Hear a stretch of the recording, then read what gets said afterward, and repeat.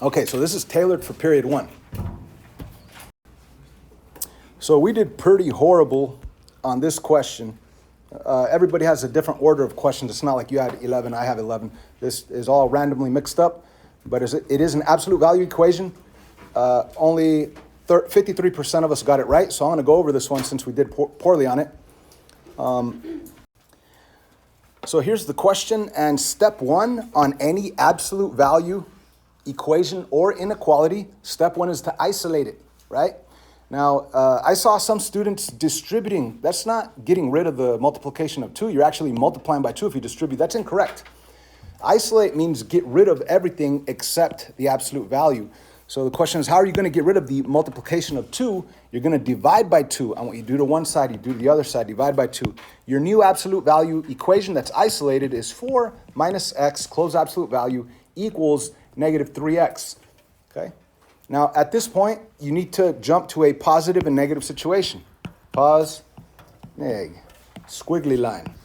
And we should all know that the positive situation, you write it exactly the way it is without the absolute value. So it doesn't matter if it's an equation or inequality. The positive situation, write it exactly the way it is without the inequalities. So what we have here is 4 minus x equals negative 3x. For the negative situation, you're going to write the same exact thing, but you do two things. You flip the equal sign, which is still going to say equal, and you change the signs of the right side of the equal sign, or the inequality, right? So it's, again, going to be 4 minus x. You're going to flip the equal sign. It's still going to say equal. And that negative 3x is going to become a positive 3x, okay? So you're probably thinking, why the heck does he say flip the equal sign? Because that's what you have to do with inequality. So I might as well say it right here on equations as well. On the negative situation, flip the inequality or flip the equal sign and change the sign or signs of the right side. Okay, if you had a binomial, you change both of the signs. Right here, it's just a monomial, so just change that one sign. Anyway, we solve both to get our answers. Subtract 4, actually, no, I'm sorry. We're not going to subtract 4. We need to solve and get x by itself on one side of the equal sign, and we clearly have x's on both sides. So we're going to get rid of this x by simply doing the opposite of minus x, which is a plus x. That's the quickest way of solving this thing. We're going to end up with a 4 equaling negative 2x. And then we're going to get rid of that negative 2 in front of the x that's being multiplied. We're going to get rid of that multiplication of negative 2 by dividing by negative 2. And what you do to one side, you do to the other side. And your answer is negative 2 equals x. So that is a possible answer. I shouldn't say answer. It's a possible answer. Now let's move on to the other one. We're going to solve it just the same way. We're going to get rid of the minus x by doing plus x. Now, why am I doing that? Because I have x's on both sides, and I don't want it on both sides, so I'm going to move it over to the right side. So we do to one side, do to the other, add x over here. What we end up with is 4 equals 4x, which is really 4 times x, right? 4x is really 4 times x. So to get rid of that multiplication of 4, we're going to divide by 4, and we will get our final answer, x equals 1, okay? So those are our answers. If we wanted to, we could write the x's on the left side, but it's not absolutely necessary. But if you wanted to, you could say that x equals negative 2 and x equals positive 1. However, we still need to test them. So you could test them on the original, or you could even test them on the isolated absolute value equation. That is if you didn't make any mistakes. But if you test it right here on the isolated one, look how easy it is. When you plug in a 1 right here, you're going to have the absolute value of something equaling negative 3 if you plug in a 1 right there. And you know that that's impossible. You can't have the absolute value equaling a negative number, right? About half of us miss this. So half of us right now need to be like, oh, now I get it, right? So yeah, the positive 1, when you plug it in, you get a negative number, and you know you can't have the absolute value equaling a negative number. So that's what we call an extraneous solution. You do not include that in your answer, okay? The other one, when you plug it in, negative 2 right in here, 4 minus a negative 2, that's really 4 plus 2, which is 6. Plug in a negative 2 over here, negative 3 times negative 2 is positive 6.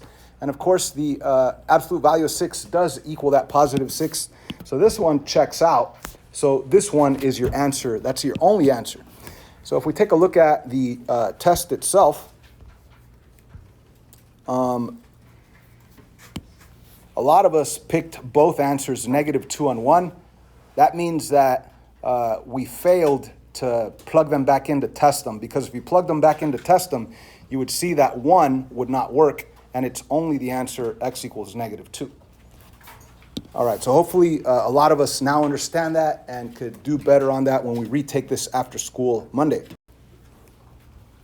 This next one, 56% of us got this right. Almost half of us got this wrong. It is absolute value inequality this time instead of equation. Same process. Step 1 is to isolate it, which it's already isolated. Step 2 is to do the positive situation and the negative situation, squiggly line in between. How do you do the positive situation? You write it exactly the way it is without the absolute values. So you're going to have a 5x minus 10 is greater than 5. The negative situation, same exact thing, no absolute values, 5x minus 10, exactly the same way, but we are going to flip the inequality and change the sign of the right side. So that 5 became a -5, this 5 became a -5, and this greater than became a less than. Solving both of them, once again, you want to solve for x. We're going to get rid of that minus by doing plus. You do to one side, do to the other. You're going to end up with 5x is greater than 15. And that's really saying 5 times x is greater than 15. So the way to get rid of multiplication is division. We do to one side, do to the other. You end up with x. You don't flip it because you didn't divide by a negative. X is greater than 3. Okay? And then the other answer is plus 10, getting the 5x by itself. The less than comes down. We do end up with a 5 over here on this side. -5 plus 10 is 5. So what this is really saying is 5 times x is less than 5. So you get rid of that multiplication of 5 by dividing by 5. We do to one side, do to the other. You're going to end up with x is less than 1. Okay, so these are our 2 answers of this absolute value inequality. So the question is, how do we present these answers? Because if we look at the multiple choice, if we look at the multiple choice above right here, one answer is written together as a compound inequality. The other answer is both inequalities that we have are separated with the word or, and then we have just one of them, then we have some other ones with separated with the word or. So how do we determine if we write these together or keep them apart with the word or? You have to think of the number line, okay? So the smaller number goes on the left side. So I'm going to put the 1 on the left side, the 3 on the right side. And I want to graph this one in red. X is greater than 3, open dot at 3 going to the right. I want to graph this one in blue. X is less than 1, open dot at 1, less than's to the left. These are clearly apart, which means that we're going to keep the answers apart with the word or between them. So that means that our final answer is x is greater than 3 or x is less than 1. Or you could even switch them and say x is less than 1 or x is greater than 3. But you have to write both answers, not just one of them, and they have to be separated with the word or. So if you were to solve this thing, and let's say you get your 2 inequalities, and let's say that your 2 inequalities are together, right? Like let's say you graphed them on a number line, and you saw that it was 1 and 3, and they were together, then you would have to write them together with x in the middle, 1 on the left side, 3 on the right side, less than, right? And that would be the compound inequality answer. But that's not the case. We saw that they were apart, so you know that it has to have the word or between them. Not only that, guys, we should have also been good at looking at a graph and be able to come up with the absolute value inequality. And we know that greater is apart, right? Less than would have been together.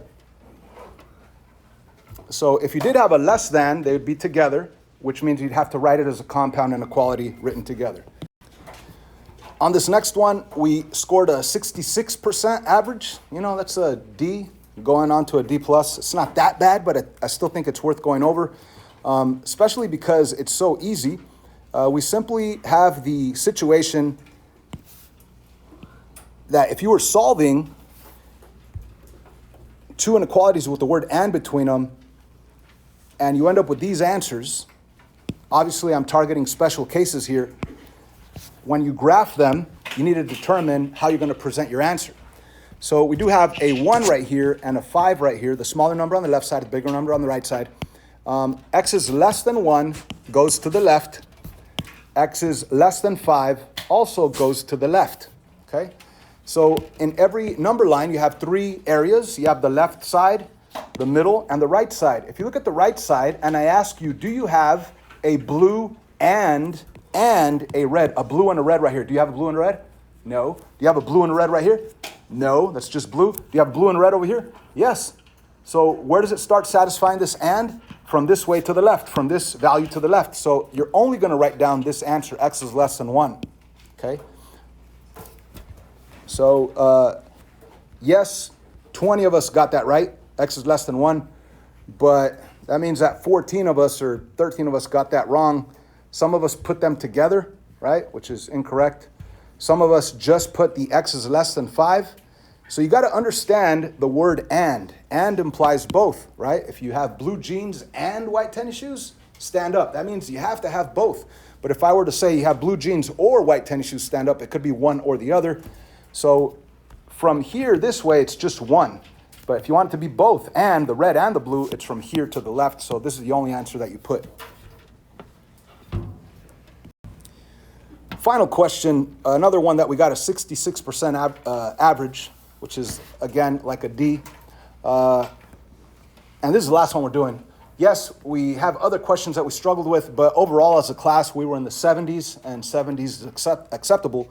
So here we go with this question. We have 2 inequalities with the word or between it, okay?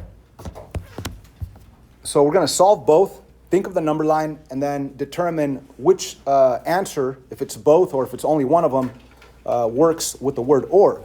So on the left one, you go plus 3, you end up with 2x is greater than 18. You're going to get rid of the multiplication of 2 by dividing by 2. You're going to end up with x is greater than 9. And let's go to the other one. The other one we're going to, if you want to get x by itself, do you get rid of the minus 7 or the 3 first? The 3, right? So we're going to subtract 3. We're going to end up with negative 7x is less than, you didn't multiply or divide by a negative. We end up with 14 over here. What does it say right here? We have a negative 7 times x. So the way to get rid of multiplication is to divide by that exact negative 7 value. And what you do to one side, do to the other side. And we now have our answer x. But then again, we did divide by a negative, which means we have to flip that inequality symbol. And 14 divided by negative 7 is negative 2. So we have this answer, we have that answer. We need to determine if we're going to write both of them with the word or between them, or if we're only going to write one of them or the other. We're definitely not going to write it as a compound inequality. So again, if you do it on a number line and you see that the areas are apart, it's going that way or that way, then yeah, you're going to write both of them with the word or between it. If you see that they're both going to the right, well, actually, let's just graph it so we could actually see what they're doing here. Smaller number on the left, negative 2 right here on the left. Bigger number on the right, 9 on the right. And when we graph this one in blue, x is greater than 9, greater than to the right. X is greater than negative 2, greater than to the right. Okay, so it's not the word and. You don't need both the blue and the red. We have the word or. It could be one or the other. You got 3 areas, the left side, the middle, or the right. On the left, is there a red or a blue? No. Right here in the middle, is there a red or a blue? Yes, there's a red. So this is where it starts satisfying the word or. So you're going to say x is greater than negative 2. You don't have to say x is greater than 9. I mean, it's true that over here you do have a red or blue. You actually have both. But it starts satisfying the word or right here at the negative 2 to the right. So that's the only answer that you write. This guy right here, x is greater than negative 2. I hope this helps. I hope you wrote down some notes, and I hope you study over the weekend if you want to retake it. Anybody could retake it. You got an F, retake it. If you get an A, I'll replace it with an A. If you got an A minus and you want an A plus, come in after school, retake it. I'll replace your A minus with an A plus.